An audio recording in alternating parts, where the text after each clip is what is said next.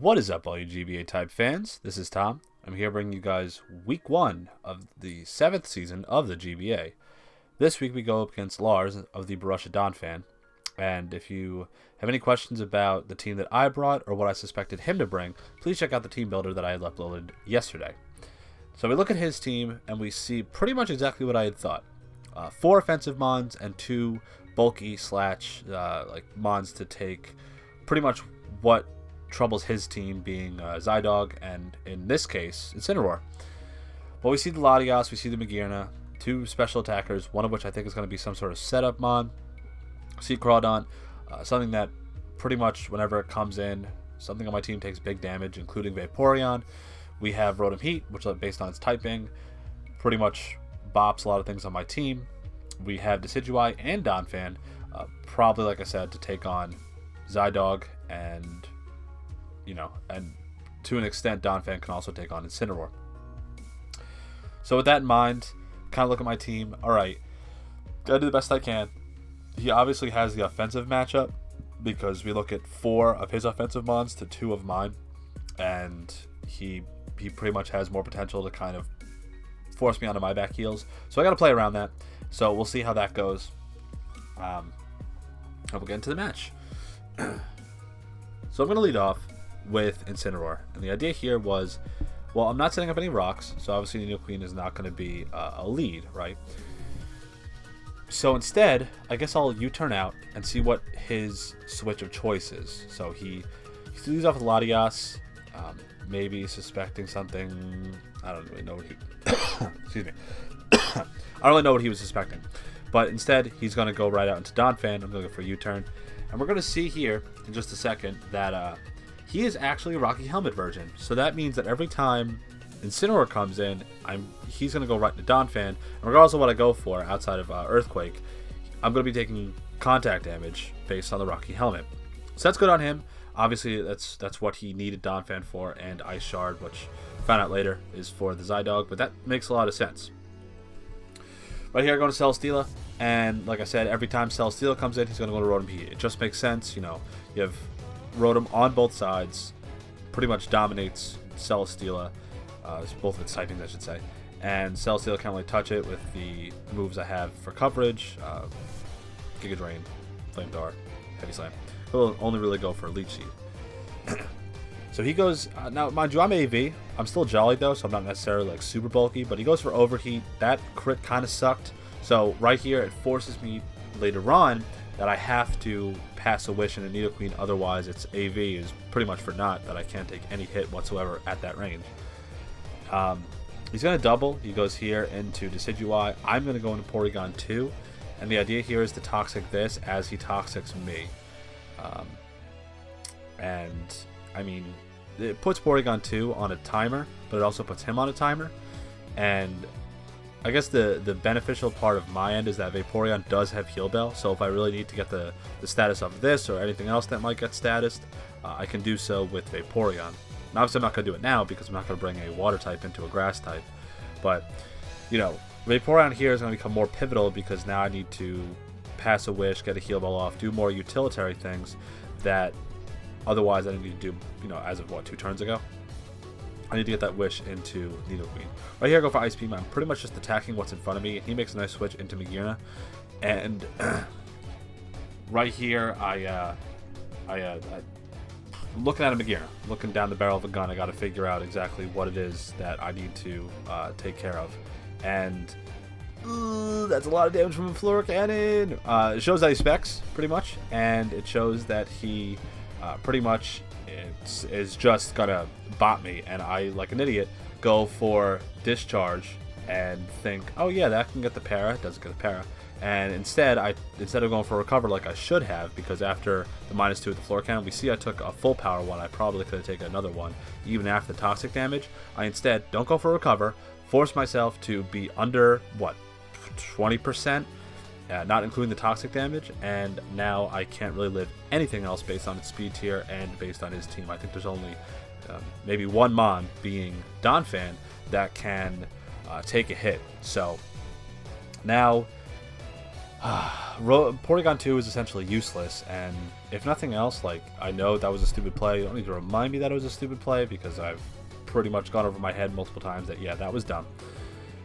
Porygon 2 is now useless, so in the future I gotta realize, okay, need to go for recover whenever I'm going to take a huge hit, especially when its purpose was to take a hit from Magearna. Now that we see that Magearna pretty much crippled this thing after a floor cannon, and due to my own idiocy, it's not healthy. This game is much different as compared to if I had an almost maybe mid-ish health Porygon 2, maybe 60-70%. But on the same token, to kind of counter that point is what you just saw in this next turn. He predicts the switch into Porygon 2, goes for the trick, and now I have a Choice Scarf Porygon 2 that can't even take a Volt Switch even though it's max def and max HP. So that kind of sucks, because even on that extent, without the Eviolite, Porygon 2 is not the same Pokemon. So maybe I wouldn't be able to take a Floor Cannon, and maybe it would have just been, death fodder to a Specs Magearna. So that kind of sucks. But Lars did exactly what he needed to do when it came to dispatching Porygon 2 in a effective way, in a way that ensures that he still maintains momentum. That's kind of the point with this team. You see that every time Celesteela comes in, he goes into Rotom Heat. Every time that Incineroar comes in, he goes into Donphan. It pretty much is a cycle that whatever I am going into, he is forcing me to play kind of on my heels, play reactive, and he has these positive switch-ins on his end that ensures that he always is maintaining control, always is maintaining momentum, and it's forcing me to kind of play kind of off balance and very reactive. And once I make a play at some point, I can't necessarily get into this game the same way that he's getting into this game, and ensuring that he's staying kind of one step ahead of me. But here I'm going to go for Wish, kind of make the play that I needed to, now that Nidoqueen had taken so much damage. And that's pretty much just, I'm going to pass a Wish off into Nidoqueen right here. He is going to make a switch, thinking I have like Ice Beam or something, or even, I guess maybe Scald, I don't know. But he switches, and I'm going to go for Baton Pass here, and I'm going to go into Nidoqueen. The Wish is going to come down and heal Nidoqueen up pretty much to full. And right here is kind of like if you heard in my team builder, having the AV ensures that I can live, an unboosted Psy Shock. So he goes for Calm Mind here, and right here I have to go for Ice Punch. I thought, okay, maybe we'll see how much damage this is going to do. If he's even a little bit of HP invested, he's going to be able to take this. Even if he's not, he's still going to be able to take it just because it's a Latias. But I go for Ice Punch there. I get a crit. It kind of sucked, but I was still going to kill with 2. And, now that we see the Leftovers recovery. Okay. Now it comes down to a 50-50. Obviously, I have Dual Stab, Ice Punch, Sucker Punch. And the idea here is he doesn't know that I have Sucker Punch. Maybe he does. Now, I went for Ice Punch, and I can either go for Ice Punch again, thinking I could take this next hit, or he goes for Sub or Roost, right? Or I can go for Sucker Punch, thinking he's going to go for Psy Shock, because at +1, I believe the roll was like 95 to 103. So he had the opportunity to knock me out, because I wasn't at 100%, maybe like 99%. So the roll was kind of, it was a 50-50, essentially. And the choice I have to make here is, do I go for Sucker Punch, or do I go for Ice Punch? And the choice here I make is I go for Sucker Punch. I think there's really no, I took the timer down to like almost 0, and I thought to myself, he has to go for Psy Shock. It didn't make sense to me him not to, but we end up seeing that he doesn't. He goes for Substitute. So this set is exactly what I thought it was. Sub, Calm Mind, Blank Move, and Psy Shock. Blank Move is T-Bolt based on my team composition, because if he didn't have T-Bolt, he wouldn't be able to hit Celesteela. So here, I'm forced to go for Sucker Punch, and I just have to break the sub, and he's going to go for Psy Shock, and he's going to try and just knock me out flat, and I kind of mess up here. I mean, granted, I break the sub, I knock down Latias to super low, but the better play there was to go for Ice Punch again. He wouldn't be able to be in sub range.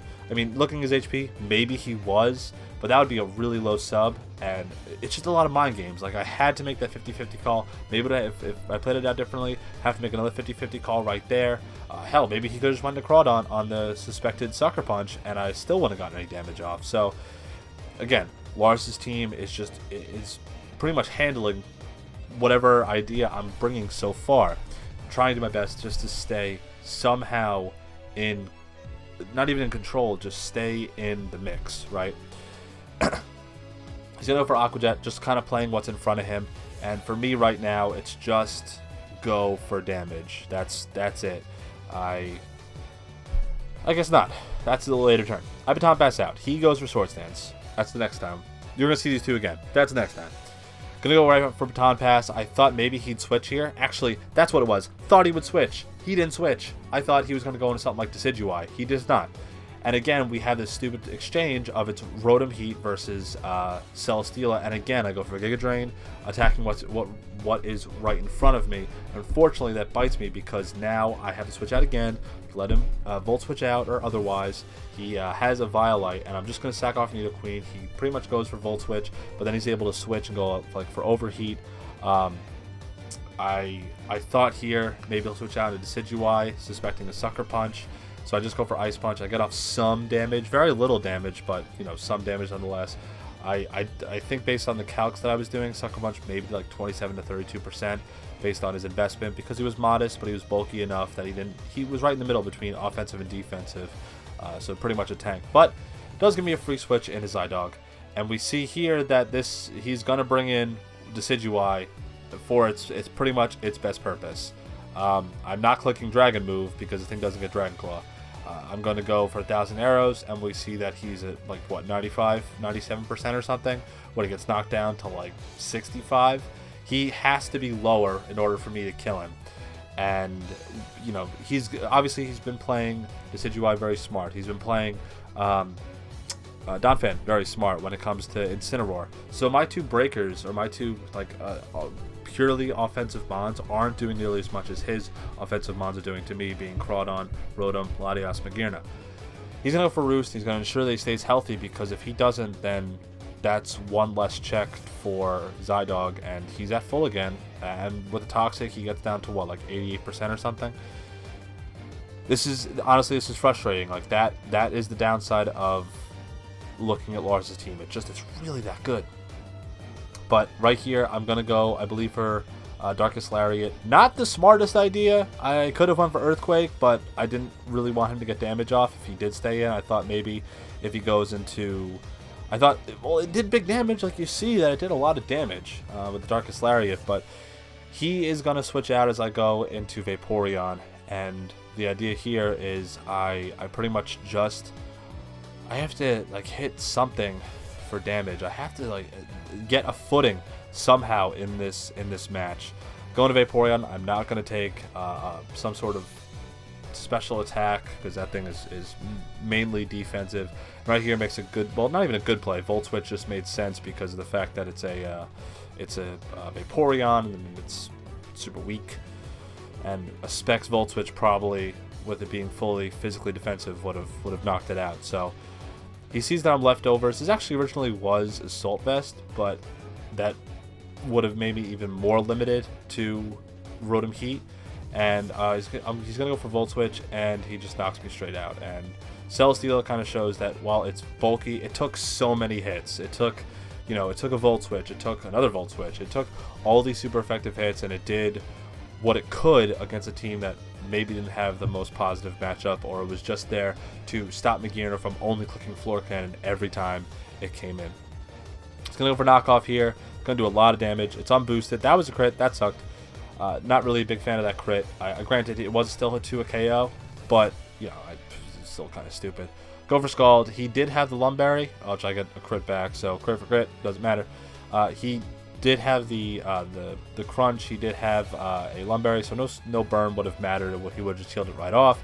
Knocks me out with crunch, and because I guess the other knockoff with me being max defense would have done less damage. He didn't want to risk that. That's good planning on his end. In addition, right here I'm just going for E-Speed now, just to kind of catch up. In my prep, I suspected he would Speed Creep, right? I suspected enough that he would Speed Creep just my base 65s and put the rest into bulk. He didn't do that. We end up seeing that he was in fact faster than my Vaporeon, so my Speed Creeping didn't work. But instead, right here, you might think to yourself, okay, well, he had a Decidueye, right? And there was no reason essentially for me to go for E-Speed when he has the Sigui, when he has Magirna, but I was right there. I was just thinking to myself, I could go for 1,000 Arrows, but he could also go for Aqua Jet. I could go for Outrage, but he has a Magirna. And my best play there is just, I have like 2 Pokemon left. I think I have this and Incineroar left. So with Vaporeon going down, with Nidoqueen down, with all my walls down except 2 of my sweepers, I pretty much kind of have the idea that I lost. I just need to somehow take out some of his things. So instead of over-predicting, instead of trying to make a play, instead of trying to be all predicty, I just think to myself, maybe he stays in, if he doesn't stay in, whatever.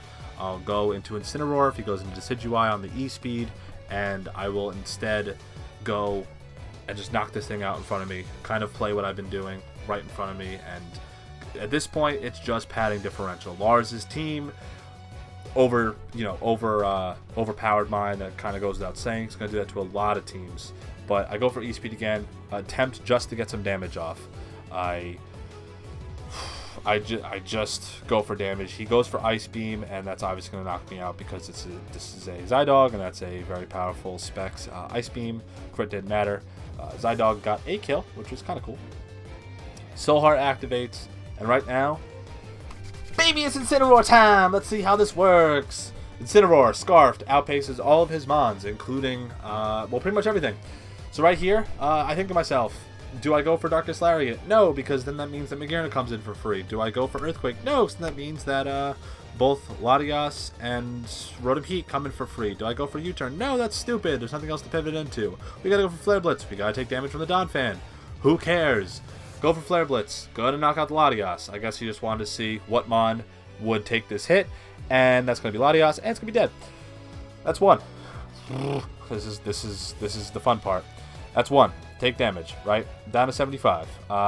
Maybe I would have been a little bit more healthy if I didn't take those 3, or I guess 2 dumb hits from Donphan's Rocky Helmet. Here, I pretty much need to crit in order to kill it because it's at too high of HP.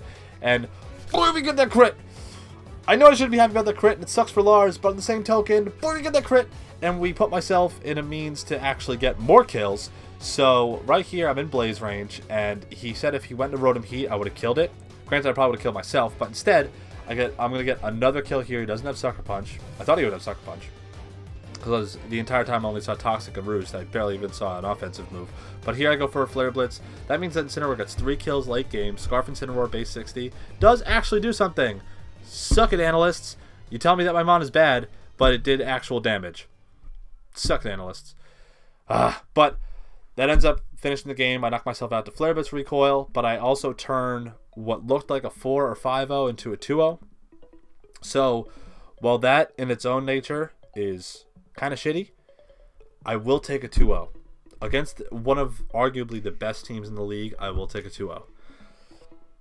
That's not me conceding.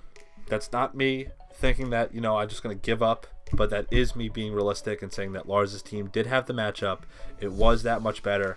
And frankly, he did have just whatever he needed to just to kind of run that entire game. I think I played okay. For my first Wi-Fi battle, literally my first Wi-Fi battle, but with having experience in this generation in terms of league, and with the fact that with the team that I had that had so many problems with 4 of his offensive threats, I think I played the best way I could. I played the best way that I could. I'm not disappointed with that performance whatsoever. I'm sure you guys can pick out a billion things I've done wrong, but I will walk away from that, and minus that crit that I got against the Donphan with Incineroar, I do think that was a relatively clean match, and a match that was worthy of me at the end saying GG, and showing Lars that he played extremely well. I think I played well, and overall can't hang my head at all to that match. But that being said, yes, I'm 0-1. That's okay. My division this season is looking up. I have a good team. I have a good division. This is gonna be fun. I'm enjoying myself, and that's how I'll look into this. Let me know what you guys thought of the match. Provide your feedback. Please don't be a dick. I already know in my own head I beat myself up about every little thing that I do wrong. So just let me know how you guys enjoyed the match. Obviously, yes, I learned Porygon 2. Don't not recover like a moron. Make doubles if I need to. based on matchups.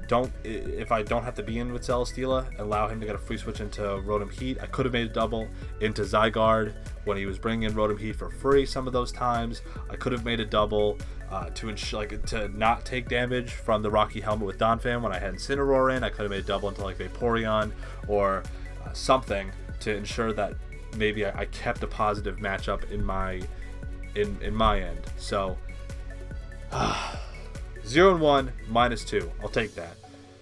But we're not going to take those for long. We will get wins. We will put them up on the board, and we will succeed this season. I am feeling good, and you should too. Hopefully you guys all enjoyed the match. I know I did. Thank you for sticking around. And as always, I will see you for my team builder next week, who we have Cooper. One of my favorite people to play. Now that Nick is gone, now that all the OG people are gone, Cooper, one of my favorite coaches to play, someone who I know always provides a good match, a good battle, and I hope you guys are just excited as I am, and I can't wait to see how that one pans out. Words are hard. I'm gonna go. Have a good night. Have a good day. Whatever time of day it is. I'll see you later. Goodbye.